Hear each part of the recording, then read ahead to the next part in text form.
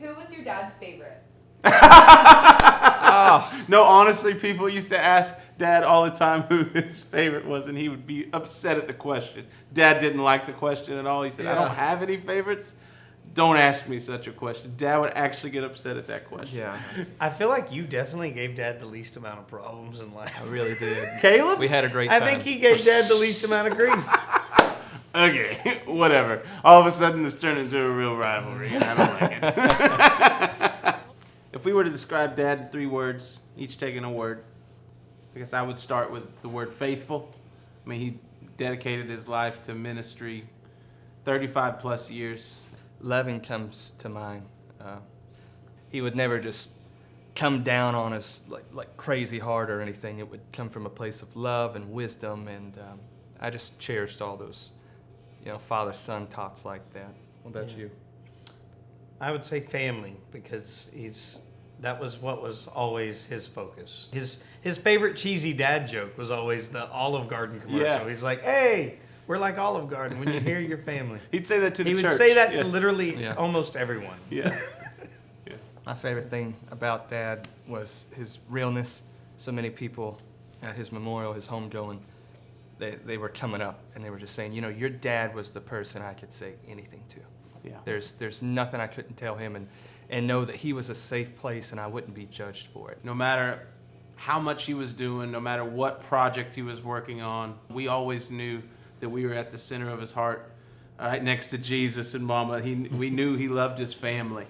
My favorite thing about Dad was he would take us to Disney World literally every chance he could. Yeah. But he made every moment an experience, something special that you had something that you would take away from or a memory that you would have for the rest of your life. And we got to travel a little bit with him outside of the country.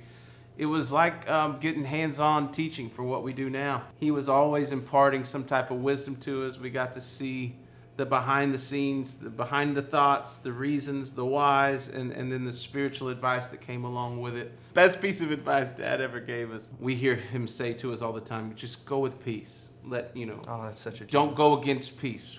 I think a really good one that he said was you always have to separate the man from the gift. He used to always say, don't let the sun go down on your wrath. Just before the end of the day, don't go to bed angry, basically.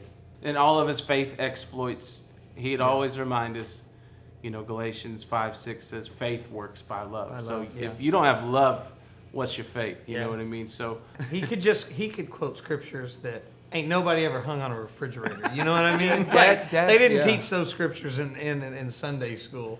He was just such a well of biblical knowledge. The song Man That Made Me, the sound behind this one, it might be a little bit different in some ways than what we've been doing as of late. the sounds of it sort of shout back to who he was as a songwriter. Our producer, Scotty Wilbanks, he knew Dad really well and sat down with him, and he knew that as well, and said, hey, let's make this sound like a Dave Ward song. So, yeah.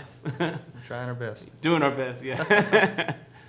The way he carried out his faith, the way he lived it. And then if you know us, it makes a lot of sense to go, I want to be half of Yeah, that. if those boys can even get to half, they'll be doing okay, I guess. He was truly, he was. I mean, he's everything we're saying. He was a giant for sure. He And, was. the thing is Yeah. that line stood out to us because they'd come up to Dad and say, I was talking to brother so-and-so or elder so-and-so, and we were just saying the other day, if we could be half the dad and half the husband that Pastor Dave is, I'd feel like I accomplished what I needed to accomplish. And we heard that our whole lives.